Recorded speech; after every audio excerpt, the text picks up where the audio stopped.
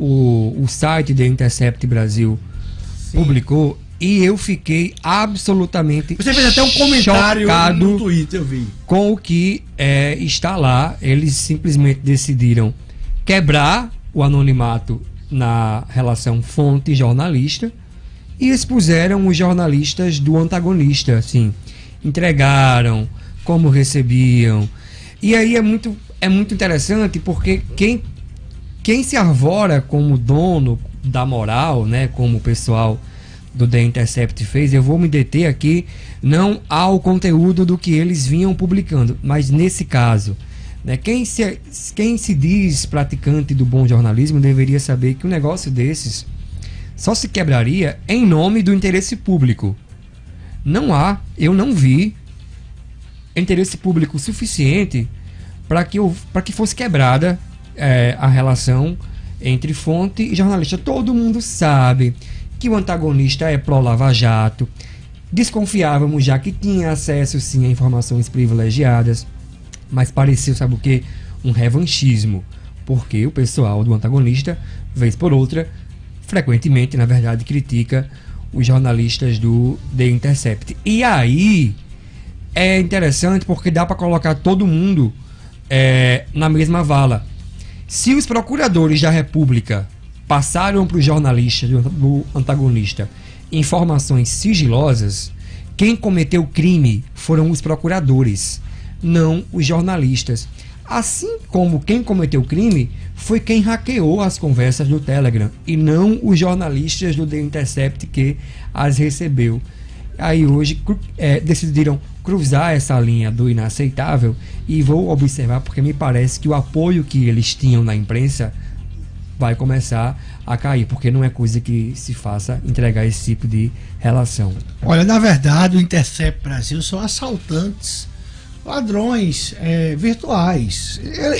O que eles fazem é roubo, certo? E não tem glamour nenhum em roubar. A gente só vê isso quando a gente vai atrás do presidente Lula, do ex-presidente Lula, que alguns petistas acham lindo aquilo, mas não há glamour no roubo. O que o Intercept Brasil faz, e aí eu ainda discordo de uma coisa de Dinarte.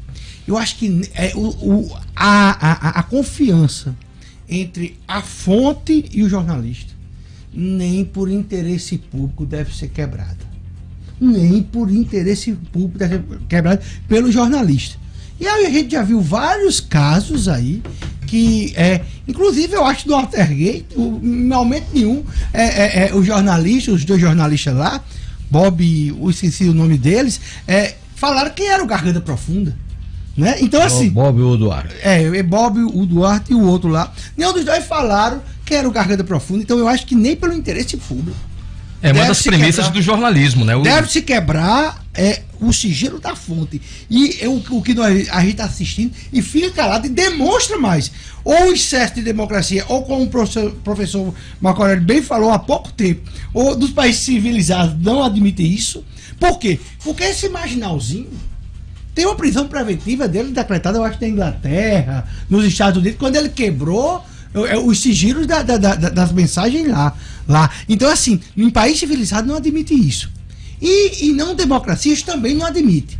Mas no Brasil, o Brasil pode tudo, porque a gente vem de uma cultura da pior possível que tem, desses 16 anos de tragédia política, moral que a gente viveu com o PT.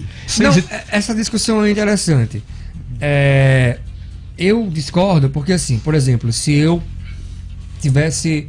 alguém hackeasse as conversas de Gustavo e me entregasse, e aí Gustavo está conversando com a fonte, e a fonte escreve a Gustavo que vai cometer um crime, eu não tenho obrigação nenhuma em proteger a relação deles se eu estou ciente de que eles estão conversando sobre a prática de um crime.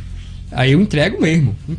Não tem porquê eu preservar essa relação se nessa conversa está um conteúdo que pode afetar outras pessoas. Crime.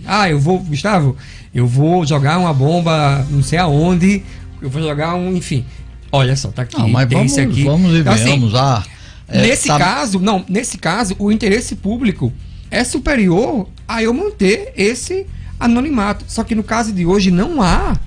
Eles decidiram entregar puramente a essa relação fonte-jornalista, como se eles não usassem o mesmo expediente. Eles usaram o mesmo expediente, e eu defendo que eles têm o direito de proteger a fonte deles, como o pessoal do antagonista também tem, e eles não fizeram isso. Mas aí, Dinarte, veja bem, o mundo democrático, os países democráticos do mundo inteiro respeitam o princípio de que quem está obrigado ao sigilo, por exemplo, de numa ação que está sendo movida na justiça, são as partes. Quem tem a obrigação é o juiz, os advogados e as partes que estão envolvidas. Isso. Mas se vaza para um jornalista e aquilo é de interesse público, o jornalista tem obrigação de divulgar. Você não entendeu que eu falei isso. Claro, você deixou eu falei de uma coisa, e Dinarte tá falando de outra. Se houve crime, da relação fonte-jornalista.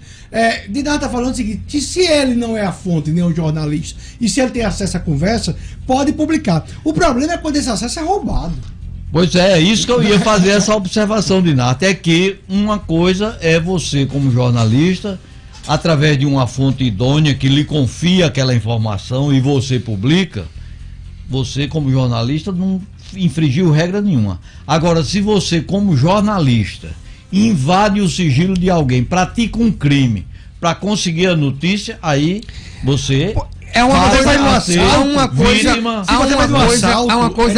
uma coisa muito sutil aí. Assim, se eu invado as conversas de Gustavo, de fato, eu pratiquei um crime. Mas se alguém as invadiu e eu a recebi e publiquei, eu não cometi crime. Então vamos lá. Talvez a Folha não tenha cometido, mas o Intercept invadiu sim. Não, porque Gustavo. O Intercept patrocinou. Não, olha, tanto é que se você vê o relatório da PF, o delegado diz assim, ó: o Delgatti e tal, cometeu o crime assim. O jornalista Glenn Greenwald, ao recebê-las, não. Agora, parêntese para aquele FDP do Gregório do Vivier, que descaradamente sugeriu alvos em conversa com o hacker, sugeriu será que fizeram papel de capangas. E aí o delegado da PF escreveu o seguinte, que o Glenn, em todo o contato que teve com o hacker, manteve o distanciamento para não indicar ou não sugerir o cometimento de crimes, porque se ele tivesse feito assim, tem como você me passar as conversas de Moro, por exemplo, e o hacker dissesse, não tenho. Aí Glenn, vamos supor que Glenn poderia escrever. Tem como você invadir, pegar, então? Aí sim. Aí ele estaria cometendo um crime, estaria sendo cúmplice. Não é o que está até aqui catalogado.